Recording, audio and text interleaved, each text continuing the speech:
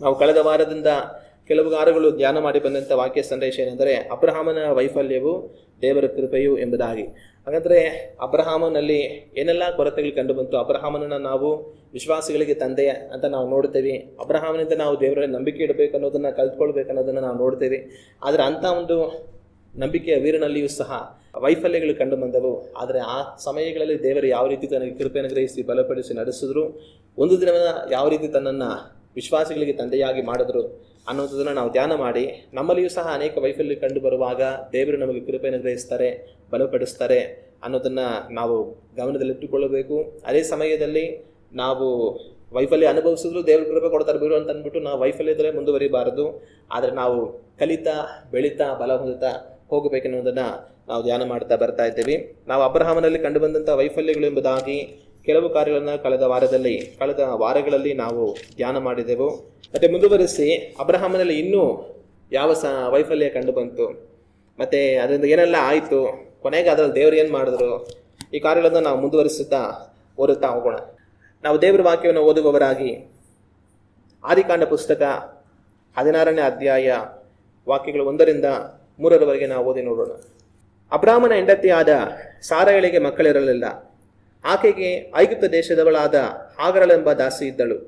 ಹೀಗಿರಲಾಗಿ ಸಾರಯಳು ಅಬ್ರಾಮನಿಗೆ, ಯೆಹೋವನು ನನಗೆ ಮಕ್ಕಳನ್ನು ಕೊಡಲಿಲ್ಲವಷ್ಟೇ, ನೀನು ನನ್ನ ದಾಸಿಯ ಬಳಿಗೆ ಹೋಗಬೇಕು, ಒಂದು ವೇಳೆ ಅವಳ ಮೂಲಕ ನನಗೆ ಸಂತಾನವಾದೀತು ಎಂದು ಹೇಳಲು ಅಬ್ರಾಮನು ಆಕೆಯ ಮಾತಿಗೆ ಸಮ್ಮತಿಪಟ್ಟನು.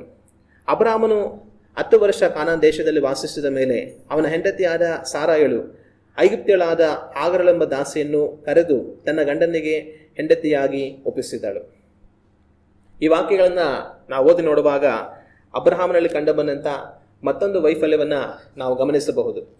ಇಲ್ಲಿ ಅಬ್ರಹಾಮನಲ್ಲಿ ಕಂಡುಬಂದಂಥ ಮತ್ತೊಂದು ವೈಫಲ್ಯ ಯಾವುದು ಅಂತಂದರೆ, ಹೆಂಡತಿಯ ತಪ್ಪಾದ ಸಲಹೆಗೆ ಕಿವಿಗೊಟ್ಟದ್ದು. ಹೆಂಡತಿಯ ತಪ್ಪಾದ ಆಲೋಚನೆಗೆ ಕಿವಿಗೊಟ್ಟದ್ದು ಅಬ್ರಹಾಮನಲ್ಲಿ ಬಂದಂಥ ಮತ್ತೊಂದು ವೈಫಲ್ಯ. ಮೊದಲನೇ ವೈಫಲ್ಯ ಅಬ್ರಹಾಮನಿಗೆ ತಂದೆಯ ಮಾತಿಗೆ ಕಿವಿಗೊಟ್ಟಿದ್ದು. ಅಪ್ಪು ಜೊತೆ ಬಂದು ತಾನು ಕಾರಣಲ್ಲೇ ಉಳಿದ್ಬಿಟ್ಟ.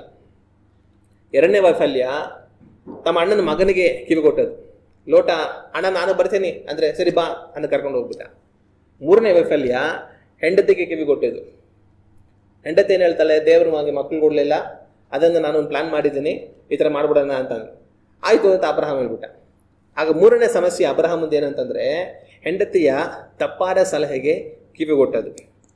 ಸರಿ, ಇಲ್ಲಿ ಏನೆಲ್ಲ ಆಯಿತು ಅನ್ನೋದನ್ನು ನಾವು ವಿವರವಾಗಿ ಧ್ಯಾನ ಮಾಡ್ತಾ ಅದರಿಂದ ತಿಳ್ಕೊಳ್ತಾ ಹೋಗೋಣ.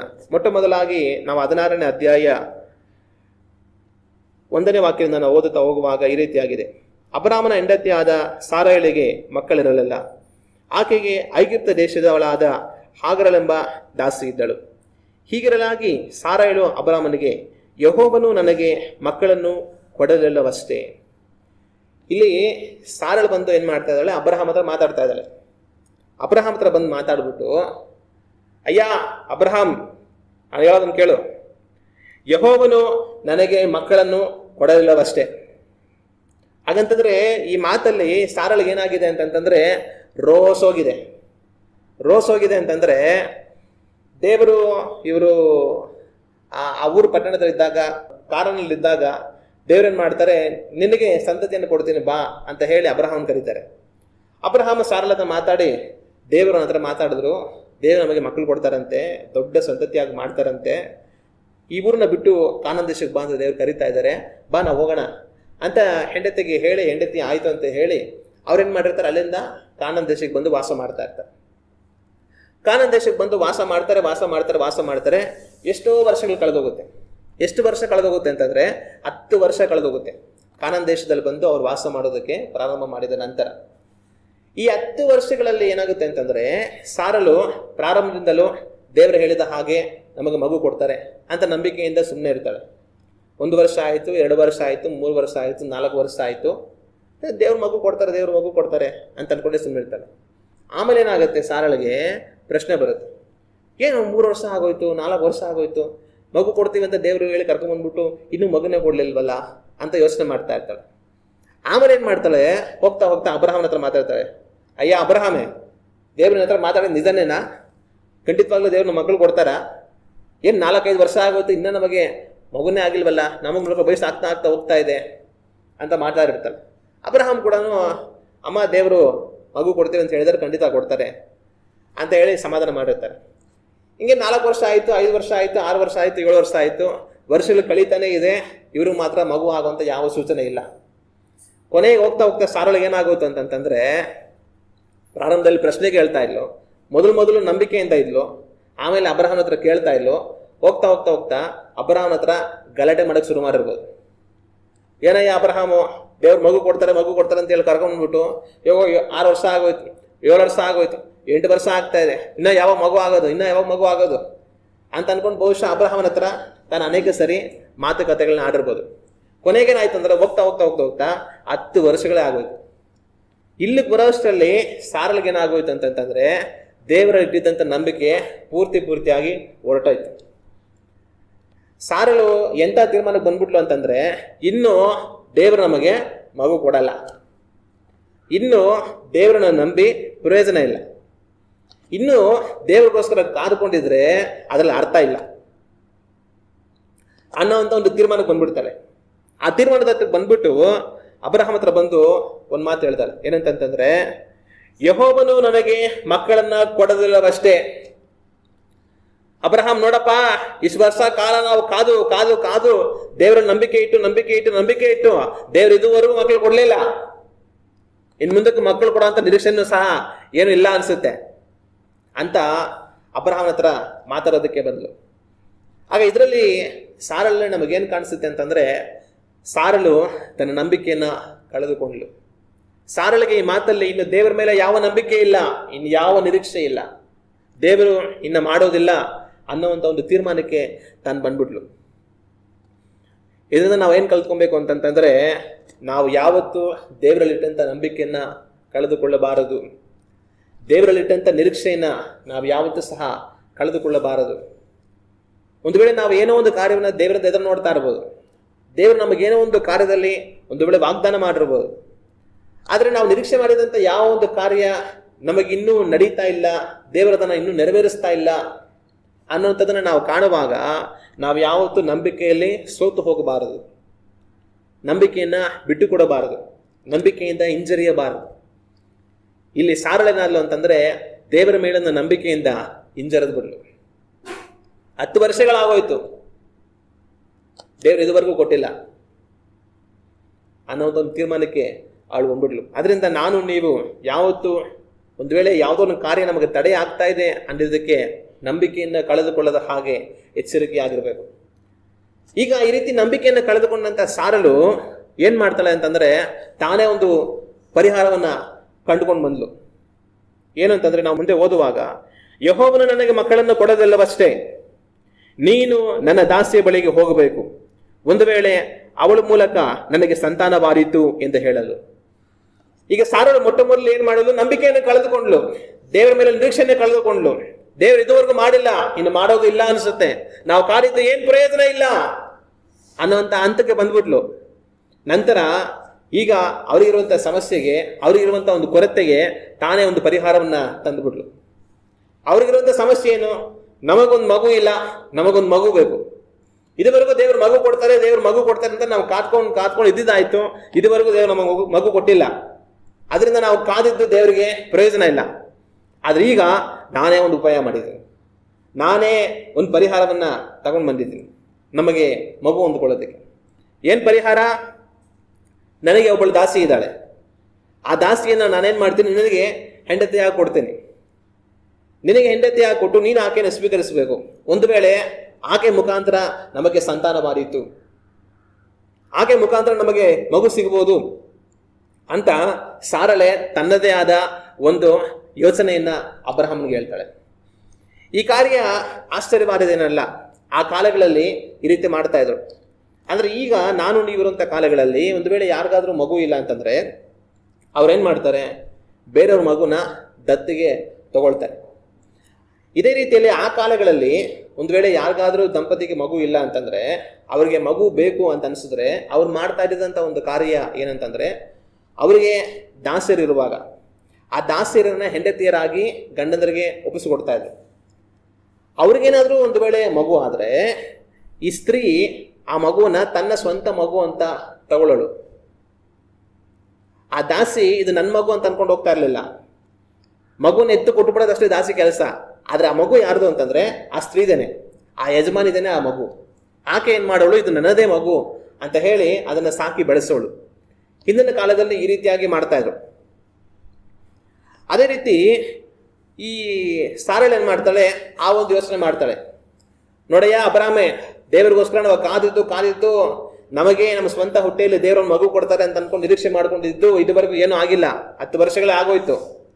ಇನ್ ಮುಂದಕ್ಕೆ ಏನು ಆಗೋ ಥರನೂ ಇಲ್ಲ. ನಮಗೆ ನೋಡಿ ನೋಡಿ ಸಾಕಾಯ್ತು. ಅದರಿಂದ ನಾವೇನ್ ಮಾಡೋಣ, ಈ ಒಂದು ಕೆಲಸವನ್ನು ಮಾಡೋಣ.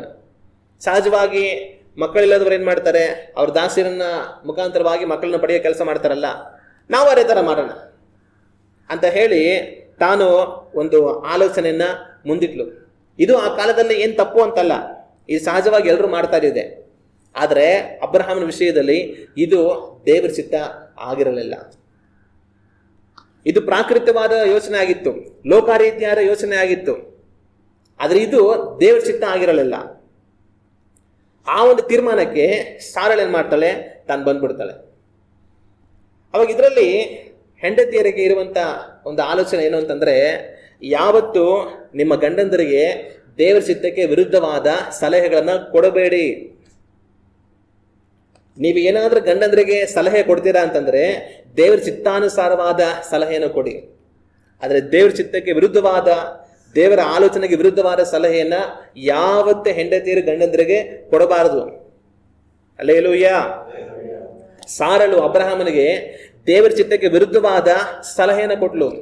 ನನ್ನ ದಾಸಿಯ ಮುಖಾಂತರ ಒಂದು ಮಗುವನ್ನ ನಾವು ಪಡ್ಕೊಂಡ್ಬಿಡೋಣ ಅಂತ ಹೇಳಿ. ಒಂದು ವೇಳೆ ಗಂಡಂದರು ದೇವರ ಚಿತ್ತದಲ್ಲಿ ಅವರು ದೃಢವಾಗಿ ನೆಲೆ ನಿಂತಿದ್ರೆ, ದೇವರು ಖಂಡಿತವಾಗಿ ನಮಗೋಸ್ಕರ ಕಾರ್ಯಗಳನ್ನು ಮಾಡ್ತಾರೆ ಅನ್ನೋಂಥ ದೇವರ ನಿರೀಕ್ಷೆಯಲ್ಲಿ ಗಂಡಂದರು ಜೀವಿಸ್ತಾ ಇದ್ರೆ, ಹೆಂಡತಿಯರು ಅವರ ನಂಬಿಕೆಗೆ ಇನ್ನೂ ಪ್ರೋತ್ಸಾಹ ಕೊಡಬೇಕು. ನಾವು ನಂಬಿಕೆಯಿಂದ ಇರೋಣ, ನಾವು ನಂಬಿಕೆಯಿಂದ ಪ್ರಾರ್ಥಿಸೋಣ, ದೇವರು ಖಂಡಿತವಾಗ್ಲೂ ಒಳ್ಳೆಯ ಕಾರ್ಯಗಳು ಮಾಡ್ತಾರೆ. ನೀವು ದೇವರಲ್ಲಿರುವಂಥ ನಂಬಿಕೆಗಾಗಿ ದೇವರಿಗೆ ಸ್ತೋತ್ರ. ಯಾವುದೇ ಕಾರಣಕ್ಕೂ ಅದು ಬಲಹೀನ ಆಗೋದಕ್ಕೆ ಬಿಟ್ಟು ಕೊಡಬೇಡಿ ಅಂತ ಹೆಂಡತಿಯರು ಅವ್ರ ಗಂಡಂದರು ದೇವರ ಚಿತ್ತಾನುಸಾರವಾಗಿ ದೇವರಲ್ಲಿಟ್ಟಿರುವಂಥ ನಂಬಿಕೆಗೆ ಇನ್ನೂ ಹೆಚ್ಚಿನ ಪ್ರೋತ್ಸಾಹ ಕೊಡುವಂಥವರಾಗಿರಬೇಕು. ಒಂದು ವೇಳೆ ಅವರೇ ಏನಾದರೂ, ಅಯ್ಯೋ ನಾವು ದೇವರಲ್ಲಿ ನಂಬಿಕೆ ಇಟ್ಟು ಕಾಯ್ತಾ ಇದ್ದೇವೆ, ದೇವರು ಏನ್ ಮಾಡ್ತಾರೋ ಏನೋ ಅನ್ನುವಂಥ ಒಂದು ಯೋಚನೆಗೆ ಬಂದರೂ ಸಹ ನೀವು ನಂಬಿಕೆಯಲ್ಲಿ ಬಲಹೀನವಾಗಬೇಡಿ, ದೇವರು ಒಳ್ಳೆಯವರು, ದೇವರು ಒಳ್ಳೆಯ ಕಾರ್ಯಗಳು ಮಾಡ್ತಾರೆ ಅಂತ ಹೆಂಡತಿಯರು ವಿಶ್ವಾಸದಲ್ಲಿ ಗಂಡಂದರನ್ನ ಬಲಪಡಿಸುವಂತವರಾಗಿರಬೇಕು. ಆದರೆ ಯಾವತ್ತು ನಂಬಿಕೆಗೆ ವಿರುದ್ಧವಾದ, ದೇವರ ಚಿತ್ತಕ್ಕೆ ವಿರುದ್ಧವಾದ ಆಲೋಚನೆಯನ್ನ ಕೊಡಲೇಬಾರದು. ಒಂದು ವೇಳೆ ಗಂಡ ಏನಾದರೂ ಅವಿಶ್ವಾಸಿ ಆಗಿದ್ರೆ, ದೇವರಲ್ಲಿ ಇಡಬೇಕಾಗಿರುವಂಥ ನಂಬಿಕೆಯಲ್ಲಿ ಬಲಹೀನನಾಗಿದ್ರೆ, ತಾನು ದೇವರ ಚಿತ್ತಕ್ಕೆ ವಿರುದ್ಧವಾಗಿ ಹೋಗದ ಹಾಗೆ ತನ್ನನ್ನು ಎಚ್ಚರಿಸಬೇಕು. ಅಥವಾ ದೇವರ ಚಿತ್ತಕ್ಕೆ ವಿರುದ್ಧವಾಗಿ ನಡೆಯುತ್ತಾ ಇದ್ರೆ ಇದನ್ನ ಮಾಡಬೇಡಿ, ದೇವರಿಗೋಸ್ಕರ ಕಾದಿರಿ ಅಂತ ದೇವರ ಚಿತ್ತದಲ್ಲಿ ಅವರನ್ನ ಕರೆತಂದು ನಿಲ್ಲಿಸುವಂತವರುಗಳಾಗಿ ಸ್ತ್ರೀಯರು ಇರಬೇಕು. ಆದ್ರೆ ಸಾರ ಏನ್ ಮಾಡ್ತಾ ಇದ್ದಾಳೆ ಅಂತಂದ್ರೆ, ಅಬ್ರಹಾಂ ದೇವರ ಚಿತ್ತದಲ್ಲಿ ಇದ್ರೂ ಸಹ ತಾನೇ ಹೋಗಿ ದೇವರ ಚಿತ್ತಕ್ಕೆ ವಿರುದ್ಧವಾದ ಒಂದು ಸಲಹೆಯನ್ನು ಕೊಡ್ತಾ ಇದ್ದಾಳೆ. ಅದರಿಂದ ಅಂತ ಕಾರ್ಯ ನಾವು ಮಾಡದ ಹಾಗೆ ಎಚ್ಚರಿಕೆ ಆಗಿರಬೇಕು. ಇವತ್ತು ಎಷ್ಟೋ ಕುಟುಂಬಗಳು ಹೆಂಡತಿಯರು ಕೊಟ್ಟಂತ ದೇವರ ಚಿತ್ತಕ್ಕೆ ವಿರುದ್ಧವಾದ ತಪ್ಪಾದ ಸಲಹೆಗಳಿಗೆ ಕಿವಿಗೊಟ್ಟು ಕೆಟ್ಟು ಹೋಗಿರುವಂತ ಎಷ್ಟೋ ಕುಟುಂಬಗಳಿದೆ. ಆದಿಯಲ್ಲಿ ಅವ್ವ ಆದಾಮನಿಗೆ ಹಣ್ಣು ತಿನ್ನಂತ ಕೊಟ್ಬಿಟ್ಟು ಮೊದಲು ಕುಟುಂಬನೇ ಕೆಟ್ಟೋಯ್ತು. ಇಲ್ಲಿ ಸಾರ ಕೂಡ ಅದೇ ಕೆಲಸ ಮಾಡ್ತಾ ಇದ್ದಾಳೆ. ನೀನ್ ನನ್ನ ದಾಸೆ ನಡೀತೆ ತಗೋ, ದೇವ್ರ ನಮ್ಮ ಮಕ್ಕಳು ಕೊಟ್ಟಿಲ್ವಲ್ಲ ಅಂತ ಅನ್ಬಿಟ್ಟು. ಇದೇ ತಪ್ಪನ್ನ ಇವತ್ತು ಎಷ್ಟೋ ಹೆಂಡತಿಯರು ಕುಟುಂಬಗಳಲ್ಲಿ ಮಾಡ್ತಾರೆ. ತಮ್ಮ ಗಂಡಂದರಿಗೆ ದೇವರ ಚಿತ್ತಕ್ಕಾಗಿ ಕಾದಿರದೆ ದೇವರ ಚಿತ್ತಕ್ಕೆ ವಿರುದ್ಧವಾದ ತಪ್ಪಾದ ಆಲೋಚನೆಗಳನ್ನು ಕೊಟ್ಟು ಕುಟುಂಬಗಳನ್ನ ಕೆಡಿಸಿಕೊಂಡಿರುವಂತಹ ಸ್ತ್ರೀಯರು ಎಷ್ಟೋ ಜನ ಇದ್ದಾರೆ. ಅದೇ ಸಮಯದಲ್ಲಿ ಗಂಡಂದರು ಒಂದು ವೇಳೆ ನಂಬಿಕೆಯಲ್ಲಿ ಬಲಹೀನವಾಗಿದ್ರು, ದೇವರ ಚಿತ್ತಾನುಸಾರವಾದ ಆಲೋಚನೆ ಕೊಟ್ಟು ದೇವರ ಚಿತ್ತದಲ್ಲಿ ನೆಲೆ ನಿಂತು ನಡೆಯುವ ಹಾಗೆ ಅವರನ್ನ ಪ್ರೋತ್ಸಾಹಿಸಿ ಬಲಪಡಿಸಿ ಆ ಕುಟುಂಬಗಳನ್ನು ಕಾದಿರುವಂತಹ ಸ್ತ್ರೀಯರು ಎಷ್ಟೋ ಜನ ಇದ್ದಾರೆ. ಹಲ್ಲೆಲೂಯಾ. ನಾವು ದೇವರ ಚಿತ್ತಾನುಸಾರವಾದ ಆಲೋಚನೆಯಲ್ಲಿ ಗಂಡಂದರನ್ನ ಬಲಪಡಿಸಿ ಕುಟುಂಬಗಳನ್ನು ಕಟ್ಟುವಂತ ಸ್ತ್ರೀಯರುಗಳಾಗಿ ನಮ್ಮ ಸ್ತ್ರೀಯರು ಇರಬೇಕು. ಹಲ್ಲೆಲೂಯಾ. ಅದಕ್ಕೆ ದೇವರು ವಾಕ್ಯ ಹೇಳುತ್ತೆ, ಬುದ್ಧಿಯುಳ್ಳಂತ ಸ್ತ್ರೀ ತನ್ನ ಮನೆಯನ್ನ ಕಟ್ಟಿಕೊಳ್ಳುವಳು, ಬುದ್ಧಿ ಇಲ್ಲದಿರುವಂತ ಸ್ತ್ರೀ ತನ್ನ ಮನೆಯನ್ನ ಹಾಳು ಮಾಡಿಕೊಳ್ಳುವಳು ಎಂಬುದಾಗಿ. ಸಾರ ಇಂತ ಒಂದು ಆಲೋಚನೆ ಕೊಟ್ಲು, ಅಯ್ಯ ಈ ರೀತಿ ಮಾಡ್ಬಿಡೋಣ ಅಂತ ಹೇಳ್ಬಿಟ್ಟು. ಮತ್ತೆ ಅದೇ ಸಮಯದಲ್ಲಿ ಇನ್ನೊಂದು ನಾವು ಕಲ್ತ್ಕೊಳ್ಬೇಕಾದಂತ ಕಾರ್ಯ, ಅನೇಕ ಸಮಯದಲ್ಲಿ ಗಂಡಂದ್ರ ಕುಟುಂಬಗಳಲ್ಲಿ ಯಾವ ತರ ಇರ್ತಾರೆ ಅಂತಂದ್ರೆ, ಹೆಂಡತಿಯರು ದೇವರ ಚಿತ್ತಾನುಸಾರವಾದ ಒಳ್ಳೆಯ ಸಲಹೆಗಳನ್ನ ಹೇಳಿದ್ರು ಸಹ ಕೆಲ ಗಂಡಂದರು ಮೂರ್ಖರುಗಳಾಗಿ ಕೇಳೋದಿಲ್ಲ, ಅದನ್ನ ವಿರೋಧಿಸ್ತಾರೆ, ಎದುರು ಮಾತಾಡ್ತಾರೆ.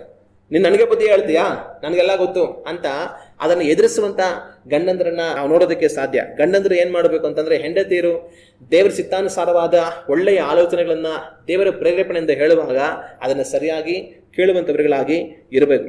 ಅದೇ ಸಮಯದಲ್ಲಿ ಒಂದು ವೇಳೆ ಹೆಂಡತಿಯರು ದೇವರ ಚಿತ್ತವಲ್ಲದಿರುವಂತ ತಪ್ಪಾದ ಆಲೋಚನೆಯನ್ನು ಕೊಡುವಾಗ ಅದನ್ನು ಕೇಳದೆ ಇರುವುದರಲ್ಲಿಯೂ ಗಂಡಂದರು ಎಚ್ಚರಿಕೆಯಾಗಿರ್ಬೇಕು. ಅಯ್ಯೋ ನನ್ನ ಹೆಂಡತಿ ಹೇಳ್ತಾರಲ್ಲ ಪಾಪ, ನನ್ನ ಹೆಂಡತಿ ಹೇಳ್ದಂಗೆ ಕೇಳಿಲ್ಲ ಅಂದ್ರೆ ಬೇಜಾರಾಗ್ಬಿಡುತ್ತೆ ಅವಳಿಗೆ ಅಂತ ಅಂದ್ಬಿಟ್ಟು ದೇವರ ಚಿತ್ತಕ್ಕೆ ವಿರುದ್ಧವಾದ ಆಲೋಚನೆಗಳಿಗೆ ಕಿವಿಗೊಡಬಾರದು. ಅದರಲ್ಲಿ ಗಂಡಂದರು ಎಚ್ಚರಿಕೆ ಆಗಿರಬೇಕು. ಸಾರಾಗೆ ದೇವರಿಗೋಸ್ಕರ ಕಾದಿರುವುದಕ್ಕೆ ತಾಳ್ಮೆ ಇರಲಿಲ್ಲ. ನಂಬಿಕೆಯನ್ನು ಕಳೆದುಕೊಂಡು ಗಂಡನಿಗೆ ತಪ್ಪಾದ ಆಲೋಚನೆಯನ್ನ ತಾನು ಹೇಳ್ಕೊಟ್ಲು. ನನ್ನ ದಾಸಿನ ನೀನು ಹೆಂಡತಿಯಾಗಿ ತಗೊಂಡ್ಬಿಡು, ಆಕೆ ಮುಖಾಂತರ ನಾವು ಸಂತಾನವನ್ನ ಪಡ್ಕೊಂಡ್ಬಿಡೋಣ ಅಂತ ಹೇಳಿ. ಆಗ ನಾವು ದೇವರಿಂದ ಏನೋ ಒಂದು ಕಾರ್ಯ ನಾವು ಪಡೆಯಬೇಕು ಅಂತ ಇರುವಾಗ ದೇವರ ಚಿತ್ತಾನುಸಾರವಾಗಿ ದೇವರು ಆ ಕಾರ್ಯವನ್ನು ನಮಗೋಸ್ಕರ ಮಾಡುವವರೆಗೂ ನಾವು ಕಾದಿರಬೇಕು. ಆದರೆ ನಾವೇನೋ ಪಡಿಬೇಕಾಗಿರುವಂಥ ಕಾರ್ಯವನ್ನ ನಮ್ಮ ಸ್ವಂತ ಆಲೋಚನೆಗಳಿಂದ ನಾವು ಪಡ್ಕೊಂಡ್ಬಿಡುವಂತ ಪ್ರಯತ್ನವನ್ನ ಮಾಡಬಾರದು. ದೇವರು ನಮಗೋಸ್ಕರ ಏನೋ ಒಂದು ವಿಶೇಷವಾದ ಆಲೋಚನೆ ಇಟ್ಟಿರ್ತಾರೆ, ಏನೋ ಒಂದು ವಿಶೇಷವಾದ ಕಾರ್ಯ ನಮ್ಮ ಮುಖಾಂತರ ಮಾಡ್ಬೇಕಂತ ಇಟ್ಟಿರ್ತಾರೆ. ಅದಕ್ಕೆ ದೇವರದ್ದೇ ಆದ ಸಮಯ ಇರುತ್ತೆ. ಆದ್ರೆ ಕೆಲವು ಸರಿ ನಾವೇನ್ ತಪ್ಪು ಮಾಡ್ತೀವಿ ಅಂತಂದ್ರೆ, ಅದಕ್ಕೋಸ್ಕರ ಕಾಯ್ದಿರ ಲೋಕಾರೀತಿಯಾಗಿ ಬೇರೆ ಜನಗಳೆಲ್ಲ ಮಾಡ್ತಾರಲ್ಲ ಅದನ್ನ ನೋಡ್ಬಿಟ್ಟು ನಾವು ಹಿಂಗೆ ಮಾಡ್ಬಿಡೋಣ, ಅವ್ರಿಗಾಗಿರೋ ತರ ನಮಗೂ ಆಗುತ್ತೆ ಅಂತ ಹೋಗ್ಬಿಡ್ತಾರೆ. ಅವ್ರಿಗಾಗೋ ತರ ನಮಗಾಗುತ್ತೆ, ಆದ್ರೆ ದೇವ್ರ ಅಂದುಕೊಡೋ ತರ ನಮಗಾಗಲ್ಲ. ಲೋಕಾರೀತಿಯಾಗಿ ಜನಗಳು ಇದ್ದು ಅವ್ರು ಮಾಡುವಂತ ಕಾರ್ಯಗಳು ಲೋಕಾರೀತಿಯಾದ ಸಾಧಾರಣವಾದ ಕಾರ್ಯಗಳು, ಅದು ಹಾಗೆ ನಡೆಯುತ್ತೆ. ಆದ್ರೆ ದೇವರು ನಮಗೋಸ್ಕರ ಆಲೋಚಿಸುವಂಥದ್ದು ಲೋಕಾರೀತಿಯಾದ ಸಾಧಾರಣವಾದ ಕಾರ್ಯಗಳಲ್ಲ. ನಮಗೋಸ್ಕರ ದೇವರು ಏನೋ ವಿಶೇಷವಾದ ಒಂದು ಕಾರ್ಯವನ್ನು ಇಟ್ಟಿರ್ತಾರೆ, ಅದನ್ನ ದೇವರು ನಮಗೆ ಕೊಡಬೇಕು, ಅದನ್ನ ನಮ್ಮ ಮುಖಾಂತರ ಮಾಡ್ಬೇಕು ಅನ್ನೋದು ದೇವ್ರ ಉದ್ದೇಶ ಇರುತ್ತೆ. ಆದ್ರೆ ನಾವೇನ್ ಮಾಡ್ತೀವಿ, ಲೋಕಾರೀತಿಯಾಗಿ ಸಾಧಾರಣವಾಗಿ ಎಲ್ಲರ ತರ ಹೋಗ್ಬಿಡೋಣ ಅಂತ ಹೋಗ್ಬಿಟ್ಟು ಲೋಕಾರೀತಿಯಾಗಿ ಎಲ್ಲರೂ ಹೊಂದಿಕೊಳ್ಳುವಂತ ಸಾಧಾರಣವಾದ ಕಾರ್ಯ ನಾವು ಹೊಂದಿಕೊಳ್ತೀವಿ. ಆದ್ರೆ ದೇವರಿಂದ ಬರುವಂತ ವಿಶೇಷವಾದ ಕಾರ್ಯಗಳನ್ನ ಕಳೆದುಕೊಳ್ಳೋದಕ್ಕೆ ಸಾಧ್ಯ ಇರುತ್ತೆ. ಲೋಕಾರೀತಿಯಾದ ಕಾರ್ಯಗಳು ಬೇರೆಯವರಿಗೆ ಚೆನ್ನಾಗಿರ್ಬೋದು, ಆದ್ರೆ ನಮಗದು ಚೆನ್ನಾಗಿರೋದಿಲ್ಲ. ನಮಗೆ ದೇವರ ಉದ್ದೇಶ ವಿಶೇಷವಾದದ್ದು. ಹಲ್ಲೆಲೂಯಾ. ಅಬ್ರಹಾಮನು ಬೇರೆ ಎಲ್ಲಾ ರೀತಿಯಲ್ಲಿ ತನ್ನ ಹೆಂಡತಿಯಲ್ಲಿ ತನಗೆ ಮಗು ಆಗಿಲ್ಲ ಅಂತ ಹೇಳಿ ಯಾವುದೋ ಒಂದು ದಾಸಿಯ ಮುಖಾಂತರ ಸಂತಾನವನ್ನು ಪಡ್ಕೊಳ್ಬೇಕು ಅನ್ನೋದು ದೇವರ ಉದ್ದೇಶ ಅಲ್ಲ. ಹಂಗ್ ಪಡ್ಕೊಂಡ್ರೆ ಎಲ್ಲ ರೀತಿಯಲ್ಲಿ ಅದು ಸಾಧಾರಣ. ಆದ್ರೆ ದೇವರ ಉದ್ದೇಶ, ದೇವರು ಅಬ್ರಹಾಮನಿಗೆ ಇಸಾಕನನ್ನೇ ಕೊಡಬೇಕು ಅನ್ನೋದು. ಹಲ್ಲೆಲೂಯಾ. ಅದರಲ್ಲಿ ತಪ್ಪಿ ಹೋಗೋದಕ್ಕೆ ಒಂದು ವೇಳೆ ಅವಕಾಶ ಇತ್ತು, ಆದರೂ ದೇವರು ಅಬ್ರಹಾಮನನ್ನ ಬಿಟ್ಟು ಕೊಡಲಿಲ್ಲ. ಅದರಿಂದ ನಾವು ಎಚ್ಚರಿಕೆಯಾಗಿರಬೇಕು. ಮತ್ತೆ ನಾವು ಮುಂದುವರಿಸಿ ಓದುವಾಗ ನಡೆಯುವಂತ ಇನ್ನೊಂದು ಘಟನೆ ಏನಂತಂದ್ರೆ, ಈ ರೀತಿಯಾಗಿ ಸಾರ ಬಂದು ಅಬ್ರಹಾಮನಿಗೆ ಹೇಳ್ತಾಳೆ. ಹೇಳಿದ ನಂತರ ನಮ್ಮ ಅಬ್ರಹಾಮನ ಏನ್ ಮಾಡ್ತಾರೆ ಅಂತಂದ್ರೆ, ನನಗೆ ಸಂತಾನವಾದೀತು ಎಂದು ಹೇಳಲು ಅಬ್ರಹಾಮನು ಆಕೆಯ ಮಾತಿಗೆ ಸಮ್ಮತಿಪಟ್ಟನು. ಸಾರ ಈ ರೀತಿಯಾಗಿ ನಂಬಿಕೆಯನ್ನು ಕಳೆದುಕೊಂಡು ದೇವರಲ್ಲಿ ನಿರೀಕ್ಷೆ ಕಳೆದುಕೊಂಡು ಈ ತರ ಮಾಡೋಣ ಅಂತ ಹೇಳಿ ಒಂದು ಆಲೋಚನೆ ಹೇಳಿದಾಗ ನಮ್ಮ ಅಬ್ರಹಾಮ್ ಏನ್ ಮಾಡ್ಬೋದಾಗಿತ್ತು? ಅಬ್ರಹಾಮ್ ಸಾರಳ ಹತ್ರ ಮಾತಾಡ್ಬೋದಾಗಿತ್ತು. ಇಲ್ಲಮ್ಮ ಸಾರಾ, ಈ ತರ ನಾವು ಮಾಡೋದು ಬೇಡ, ದೇವ್ರ ಸಿದ್ಧಕ್ಕಾಗಿ ಕಾದಿರೋಣ, ನಮ್ಮನ್ನ ಕರೆದಾದ ನಂಬಿಗಸ್ತನು, ದೇವರು ನಮಗೆ ವಾಗ್ದಾನ ಮಾಡಿದ್ದಾರೆ, ಇವತ್ತಲ್ಲ ನಾಳೆ ದೇವ್ರ ಕಾರ್ಯ ಮಾಡೇ ಮಾಡ್ತಾರೆ, ನಾವು ದೇವರಿಗೋಸ್ಕರ ಕಾದಿರೋಣ ಅಂತ ಅಬ್ರಹಾಮು ಸಾರಳಿಗೆ ತಿಳಿ ಹೇಳ್ಬೋದಾಗಿತ್ತು, ತನ್ನನ್ನ ಸಮಾಧಾನ ಪಡಿಸ್ಬೋದಾಗಿತ್ತು. ಆದ್ರೆ ನಮ್ಮ ಅಬ್ರಹಾಮ್ ಏನ್ ಮಾಡ್ತಾರೆ ಅಂತಂದ್ರೆ, ಅಬ್ರಹಾಮನು ಆಕೆಯ ಮಾತಿಗೆ ಸಮ್ಮತಿಪಟ್ಟನು. ಸುಮ್ಮನೆ ಆಯ್ತು, ಓಕೆ ಅಂತ ಅಬ್ರಹಾಮ್ ಹೋಗ್ಬಿಟ್ರು. ಆಗ ಅಂತ ಕೆಲಸಗಳನ್ನ ನಾವು ಮಾಡಬಾರದು. ಒಂದು ವೇಳೆ ದೇವರ ಚಿತ್ತಕ್ಕೆ ವಿರುದ್ಧವಾದ ಕಾರ್ಯಗಳನ್ನ ನಮಗೆ ಹೇಳುವಾಗ ಅದನ್ನ ಎಷ್ಟು ಮಾತ್ರ ನಾವು ಸಮ್ಮತಿಸದ ಹಾಗೆ ಎಚ್ಚರಿಕೆ ಆಗಿರ್ಬೇಕಾಗಿರುವಂಥದ್ದು ನಮಗೆ ಬಹಳ ಮುಖ್ಯ. ಹಂಗಂದ್ರೆ ಅಬ್ರಹಾಮನು ಒಂದು ವೇಳೆ ಸಾರಳ ಹತ್ರ ಏನು ಮಾತಾಡಿರೋದೇ ಇಲ್ವಾ? ಸಾರಳು ಹೇಳಿದ ತಕ್ಷಣ ಸರಿ ಆಯ್ತಮ್ಮ ಅಂತ ಹಂಗೆ ಒಪ್ಕೊಂಡ್ಬಿಟ್ನ? ಅಬ್ರಹಾಮು ಹೇಳಿರಬಹುದು. 10 ವರ್ಷಗಳಾಗೋಗಿದೆ. ಈ 10 ವರ್ಷಗಳ ನಂತರ ಸಾರ ಬಂದು ಈ ಮಾತನ್ನು ಹೇಳ್ತಾ ಇದ್ದಾಳೆ, ಈ ಆಲೋಚನೆ ಹೇಳ್ತಾ ಇದ್ದಾಳೆ, ಈ ತರ ಮಾಡೋಣ ಅಂತ. ಆದ್ರೆ ಇದಕ್ ಮುಂಚೆ ಈ 10 ವರ್ಷಗಳ ಕಾಲದಲ್ಲಿ ಈ ಮಾತುಕತೆ ಯಾವತ್ತೂ ಅಬ್ರಹಾಮನಿಗೆ ಸಾರಳಿಗೂ ಆಗಿರೋದಿಲ್ವಾ? ಸುಮಾರು ಸರಿ ಆಗಿರ್ಬೋದು, ಸುಮಾರು ಸರಿ ಅವ್ರು ಚರ್ಚೆ ಮಾಡಿರ್ಬೋದು, ಯಾಕೆ ದೇವ್ರು ಇನ್ನೂ ಕೊಟ್ಟಿಲ್ಲ, ಯಾಕೆ ದೇವ್ರು ಇನ್ನೂ ಕೊಟ್ಟಿಲ್ಲ ಅಂತ. ಅಬ್ರಹಾಮು ಸುಮಾರು ಸಲ ಒಂದು ವೇಳೆ ಸಾರಳನ್ನ ಸಮಾಧಾನ ಮಾಡಿರ್ಬೋದು. ಆಯ್ತು, ಇರ್ಲಿ ಇರಮ್ಮ, ಇನ್ನು ಸ್ವಲ್ಪ ಕಾಲ ದೇವ್ರ ಕಾರ್ಯ ಮಾಡ್ತಾರೆ, ಸಮಾಧಾನವಾಗಿರೋಣ, ನಾವು ನಂಬಿಕೆಯಲ್ಲಿ ಇರೋಣ ಅಂತ ಹೇಳಿ ಅಬ್ರಹಾಮ ಅನೇಕ ಸಾರಿ ಅಬ್ರಹಾಮನು ಸಾರಳಿಗೆ ಹೇಳಿರಬಹುದು. ಆದರೆ ಈಗ ಅಬ್ರಹಾಮನಿಗೆ ಎಂಥ ಪರಿಸ್ಥಿತಿ ಬಂತು ಅಂತಂತಂದ್ರೆ, ಎಷ್ಟು ಹೇಳಿದ್ರು ಕೂಡ ಸಾರಳು ಇನ್ನು ಕೇಳುವಂತ ಹಂತದಲ್ಲಿ ಇಲ್ಲ. ಸಾರಳು ಕೇಳುವಂತ ಪ್ರಶ್ನೆಗಳಿಗೆ ಅಬ್ರಹಾಮ್ ಹತ್ರ ಉತ್ತರ ಇಲ್ಲ. ಕೊನೆಗೆ ಸರಿ ನೀನೇನ್ ಮಾಡ್ತೀಯ, ಆಯ್ತು ನಡೆಯಮ್ಮ ಹಂಗೆ ಮಾಡೋಣ ಅಂತ ಹೇಳುವಂತ ಪರಿಸ್ಥಿತಿಗೆ ಅಬ್ರಹಾಮನು ಬರೋ ಹಂಗೆ ಆಗೋಯ್ತು. ಇದರಲ್ಲಿ ನಾವು ಏನ್ ಕಲ್ತ್ಕೊಬೇಕು ಅಂತಂದ್ರೆ, ನಾವು ಸಮಾಧಾನ ಆಗುವವರಾಗಿ ಇರಬೇಕು. ಸಾರಳು ಸಮಾಧಾನವಾಗಲಿಲ್ಲ.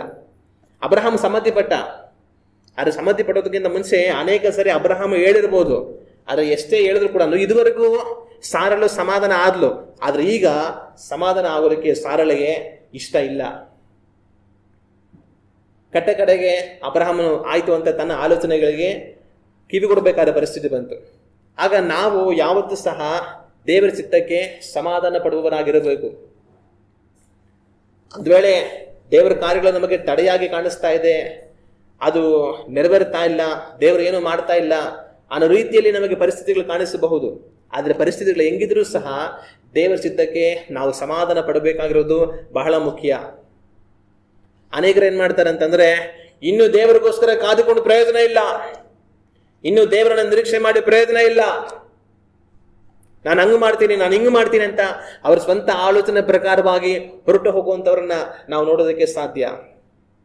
ಒಂದು ವೇಳೆ ಅವರಿಗೆ ತಿಳಿ ಹೇಳಿದ್ರೆ, ಇಲ್ಲ ದೇವರಲ್ಲಿ ನಂಬಿಕೆಯಿಂದ ಇರ್ರಿ, ದೇವರ ಮೇಲೆ ನಿರೀಕ್ಷೆನ ಬಿಟ್ಟು ಬಿಡಬೇಡಿ, ದೇವರಿಗೋಸ್ಕರ ಕಾದಿರಿ, ಪ್ರಾರ್ಥನೆ ಮಾಡಿ, ದೇವ್ರ ಏನಾದ್ರೂ ಕಾರ್ಯ ಮಾಡ್ತಾರೆ ಅಂತ ಸಮಾಧಾನ ಹೇಳಿದ್ರೆ ಅವರು ಅದನ್ನು ಕೇಳೋದಕ್ಕೆ ಇಷ್ಟ ಇರೋದಿಲ್ಲ. ಎಷ್ಟು ಕಾಲ ಅಂತ ಕಾಯೋದು, ನಮಗೂ ಕಾದು ಸಾಕಾಗೋಗಿದೆ, ದೇವರು ಮಾಡ್ತಾರೆ ಮಾಡ್ತಾರೆ ಮಾಡ್ತಾರೆ, ಯಾವಾಗ ಮಾಡ್ತಾರೆ, ನಾವ್ ಇವಾಗ ಹಿಂಗ್ ಮಾಡ್ತೇವಿ ಅಂತ ಹೇಳಿ ಹಠ ಹಿಡಿದು ಹೊರಟು ಹೋಗ್ತಾರೆ. ಬಹುಶಃ ಸಾರಳು ಕೂಡ ಅದೇ ಕೆಲಸ ಮಾಡಿರ್ಬೋದು. ದೇವ್ರನ್ನ ಕಾರ್ಕೊಂಡು ಸಾಕಾಯ್ತು, ಇವಾಗ ನಾನು ಹೇಳೋ ಮಾಡ್ತೇ ಇಲ್ವ ನೀನು ಅಂತ ಅಬ್ರಹಾಮನ ಮೇಲೆ ಗಲಾಟೆಗೆ ಬಿದ್ದಿರ್ಬೋದು. ಕೊನೆಗೆ ಅಬ್ರಹಾಮ ಏನು ಮಾಡೋದಕ್ಕಾಗ್ದರ ಆಯ್ತು ನಡೆಯಮ್ಮ ಅಂತ ತನ್ನ ಆಲೋಚನೆಗೆ ಒಪ್ಪಿಕೊಳ್ಳಬೇಕಾದ ಪರಿಸ್ಥಿತಿ ಬಂದಿರ್ಬೋದು. ನಾನು ನೀವು ಯಾವತ್ತೂ ದೇವರ ಚಿತ್ತಕ್ಕೆ ವಿರುದ್ಧವಾಗಿ ಹಠ ಹಿಡಿಯಬಾರದು. ನಾವು ಸಮಾಧಾನ ಪಡುವವರಾಗಿರಬೇಕು. ದೇವರ ಚಿತ್ತವನ್ನ ಅದು ತಡೆಯಾದರೂ, ಅದು ನಮಗೇನು ನಡೀತಾ ಇಲ್ಲ ಅಂತ ಅನಿಸಿದ್ರು ಸಹ ನಾವು ದೇವರ ಚಿತ್ತಕ್ಕೆ ಸಮಾಧಾನ ಪಟ್ಟು ಒಪ್ಪಿಕೊಳ್ಳುವವರಾಗಿರಬೇಕು.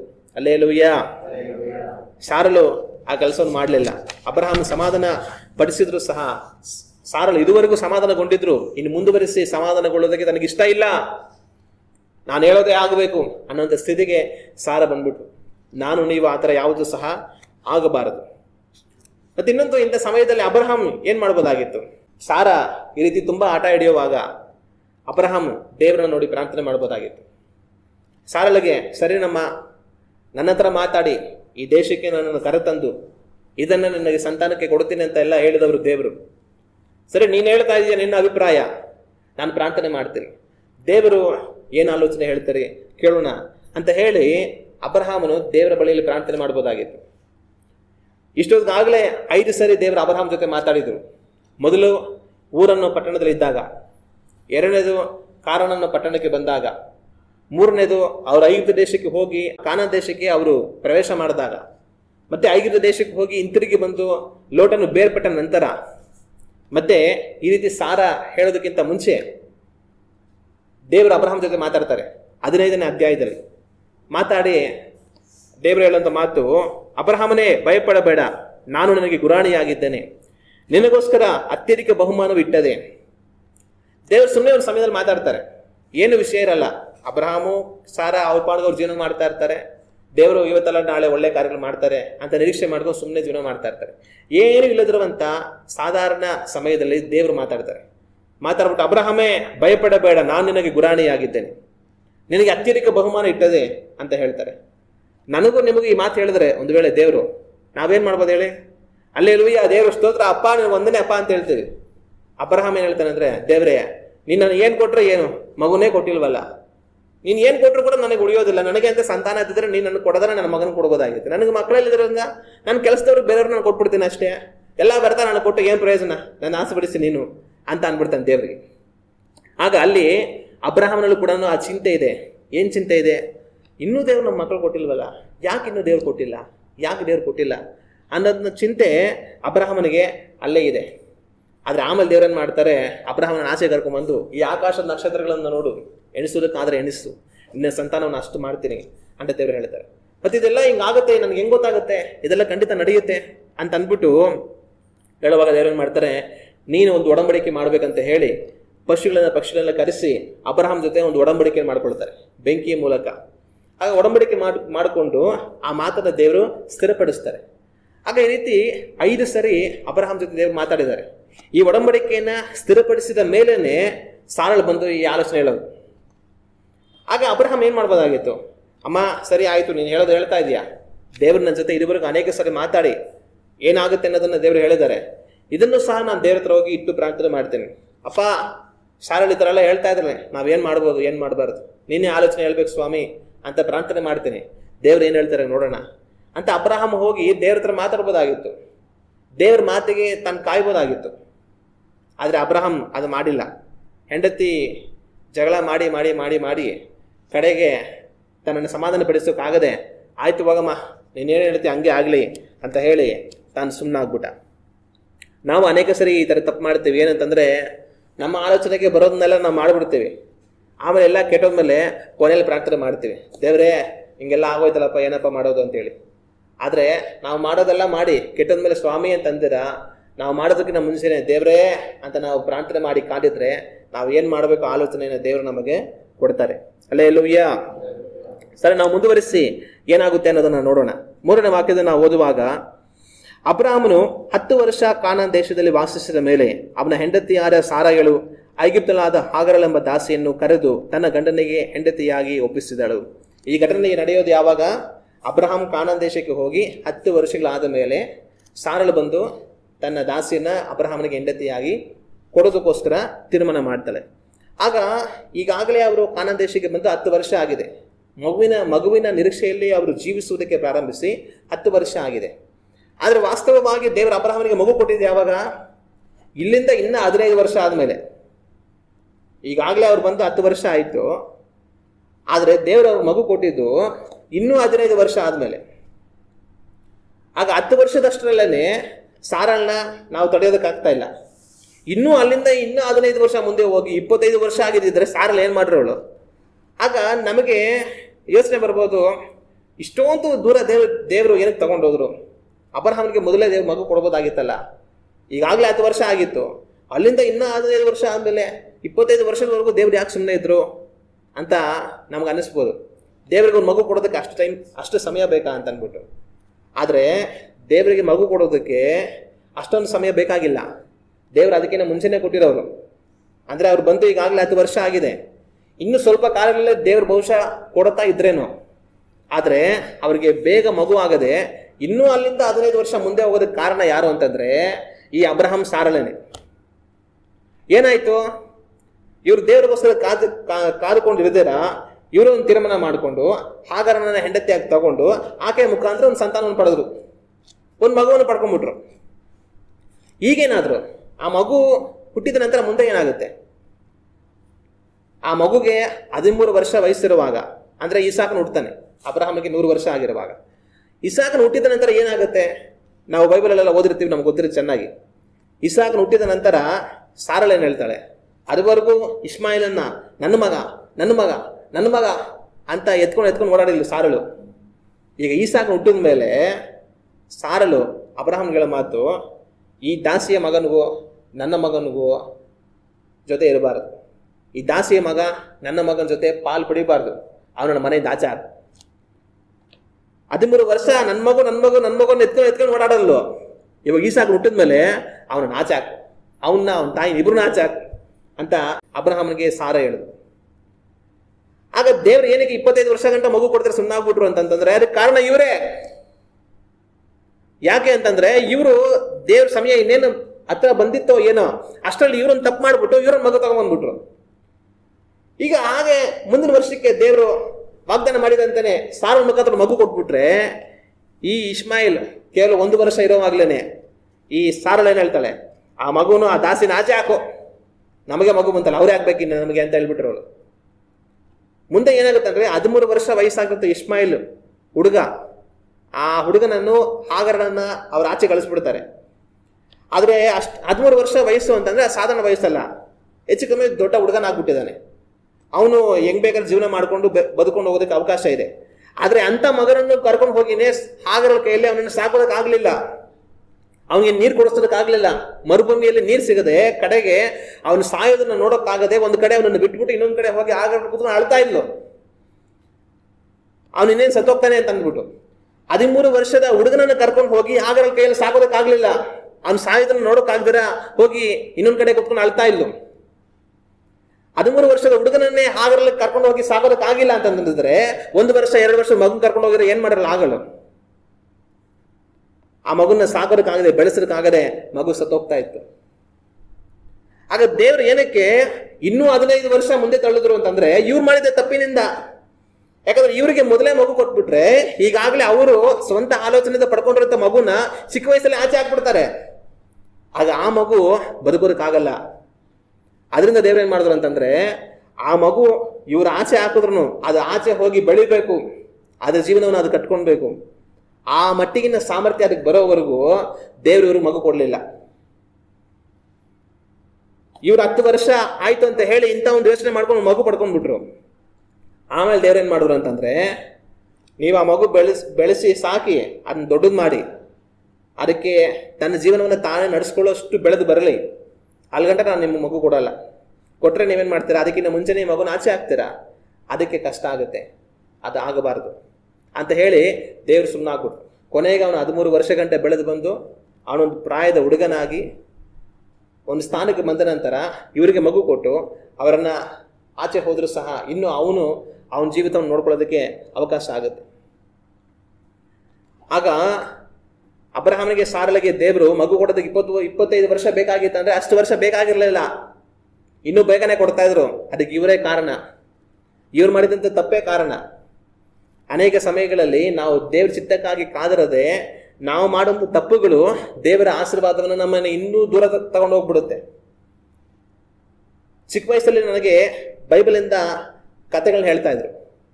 ದೇವರು ಇಸ್ರಾಯೇಲ್ ಜನಗಳನ್ನ ಐಗುಪ್ತ ದೇಶದಿಂದ ಬಿಡಿಸ್ಕೊಂಡು ಬಂದು 40 ವರ್ಷ ಅವ್ರನ್ನ ಕಾಡಲ್ಲಿಟ್ಟು ಪೋಷಣೆ ಮಾಡಿದ್ರು, ಆಮೇಲೆ ಕಾನಾನ್ ದೇಶಕ್ಕೆ ಕರ್ಕೊಂಡ್ ಬಂದ್ರು ಅಂತ.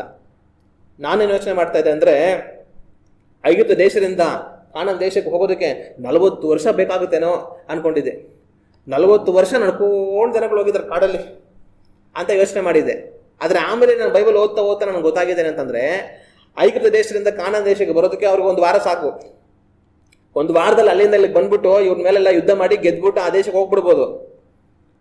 ಆದ್ರೆ ಇವ್ರಿಗೆ ನಡ್ಕೊಂಡ್ ಬರೋದಕ್ಕೆ 40 ವರ್ಷ ಆಗಿಲ್ಲ. ಆದ್ರೆ ಆಗಿದ ತಪ್ಪು ಏನಂತಂದ್ರೆ ಇವರು ದೇವರಿಗೆ ವಿಧೇಯರಾಗ್ಲಿಲ್ಲ, ದೇವರನ್ನ ನಂಬಲಿಲ್ಲ.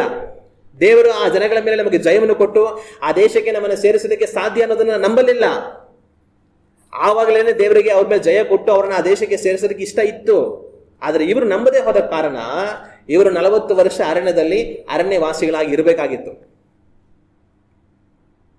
ಆಗ ಆ ದೇಶ ಇವರಿಗೆ ಸಿಗದೆ ಹೋದ ಕಾರಣ ಅದು ದೂರ ಇದೆ ಅಂತ ಅರ್ಥ ಅಲ್ಲ, ಅಥವಾ ದೇವರಿಗೆ ಅದು ಕೊಡೋದಕ್ಕಾಗೋದಿಲ್ಲ ಅಂತ ಅರ್ಥ ಅಲ್ಲ.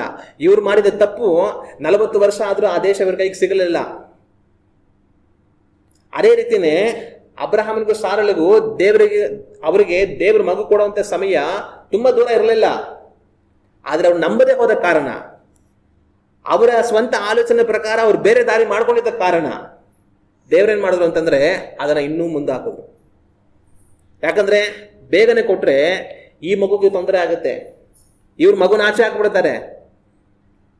ಅದಕ್ಕೋಸ್ಕರ ದೇವ್ರೇನ್ ಮಾಡಿದ್ರು ಅದನ್ನ ದೂರ ತಳ್ಳಿದ್ರು. ಇವತ್ತು ನಾನು ನೀವು ಏನ್ ಮಾಡಿರ್ತೀವಿ ಅನೇಕ ಸಮಯಗಳಲ್ಲಿ ಅಂತಂದ್ರೆ ದೇವರ ಆಶೀರ್ವಾದಗಳನ್ನ ನಾವೇ ನಮ್ಮ ಕೈಯಾರ ದೂರ ಹಾಕಿರ್ತೀವಿ. ನಮ್ಮಿಂದ ಏನೋ ಒಂದು ನಿರೀಕ್ಷೆ ಇರುತ್ತೆ, ನಮಗೆ ಏನೋ ಒಂದು ಕಾರ್ಯ ದೇವ್ರು ಮಾಡ್ಬೇಕಂತ ಎದುರು ನೋಡ್ತಾ ಇರ್ತೇವೆ. ಆದ್ರೆ ದೇವರಿಗೋಸ್ಕರವಾಗಿ ನಾವು ಕಾದಿರದೆ ಅದಕ್ಕಿಂತ ಮುಂಚೆ ನಮ್ಮ ಸ್ವಂತ ಆಲೋಚನೆಗಳ ಪ್ರಕಾರವಾಗಿ ನಾವು ಏನೇನೋ ಮಾಡ್ಕೊಂಡು ಹೋಗ್ತಾ ಇರ್ತೇವೆ. ಆಗ ಏನಾಗುತ್ತೆ ಅಂತಂದ್ರೆ ದೇವರ ಕಾರ್ಯ ದೂರ ದೂರ ದೂರ ಹೋಗ್ತಾ ಇರುತ್ತೆ. ನಮ್ಮ ತಪ್ಪುಗಳೇ ದೇವರ ಕಾರ್ಯ ನಮಗೆ ಸಿಗದ ಹಾಗೆ ದೂರ ಹೋಗಿಬಿಡೋದಕ್ಕೆ ಅವಕಾಶ ಇರುತ್ತೆ. ಆವತ್ತು ಇಸ್ರಾಯೇಲ್ ಜನಗಳು ಅರಣ್ಯದಲ್ಲಿ 40 ವರ್ಷ ಸುತ್ತಬೇಕಾಗಿತ್ತು ಆ ದೇಶವನ್ನು ಪಡೆಯೋದಕ್ಕಾಗದೆ. ಅಬ್ರಹಾಮ ಸಾರ ಇನ್ನು 15 ವರ್ಷ ಯಾಕೆ ಕಾಯ್ಬೇಕಾಗಿತ್ತು ಅಂತಂದ್ರೆ ಅವ್ರು ಮಾಡಿದಂತ ತಪ್ಪು. ಇವತ್ತು ನಾನು ನೀವು ಅನೇಕ ತಪ್ಪುಗಳು ಮಾಡಿಬಿಟ್ಟು ದೇವರಿಂದ ನಿರೀಕ್ಷೆ ಮಾಡಿದಂತ ಕಾರ್ಯಗಳು ದೂರ ಹೋಗಿ ಕೊನೆಗೆ ನಾವು ಏನ್ ಮಾಡ್ತಾ ಇರ್ತೀವಿ, ದೇವರನ್ನ ದೂಷಣೆ ಮಾಡ್ತಾ ಇರ್ತೀವಿ. ದೇವ್ರ ನಂಬಿ ಎಷ್ಟು ಕಾಲ ಆಯ್ತು ದೇವ್ರು ಮಾಡಿಲ್ಲ, ದೇವ್ರ ನಂಬಿ ಎಷ್ಟು ಕಾಲ ಆಯ್ತು ದೇವ್ರು ಮಾಡಿಲ್ಲ, ಅಯ್ಯೋ ದೇವ್ರ ನಂಬಿ ಏನ್ ಪ್ರಯೋಜನ ಅಂತ ನಾವು ದೇವ್ರನ್ನ ಹೊಣೆ ಮಾಡ್ತಾ ಇರ್ತೀವಿ. ತಪ್ಪು ಯಾರ್ದಿರುತ್ತೆ ನಮ್ದೇ ಇರುತ್ತೆ. ಅಬ್ರಹಾಂ ಸಾರ ದೇವರಿಗೋಸ್ಕರ ಕಾಯಲಿಲ್ಲ. ಅವರದ್ದೇ ಆದ ಸ್ವಂತ ಆಲೋಚನೆ ಪ್ರಕಾರವಾಗಿ ಒಂದು ತೀರ್ಮಾನ ಮಾಡಿಕೊಂಡು ಕಾರ್ಯವನ್ನು ಮಾಡಿಕೊಂಡ್ರು.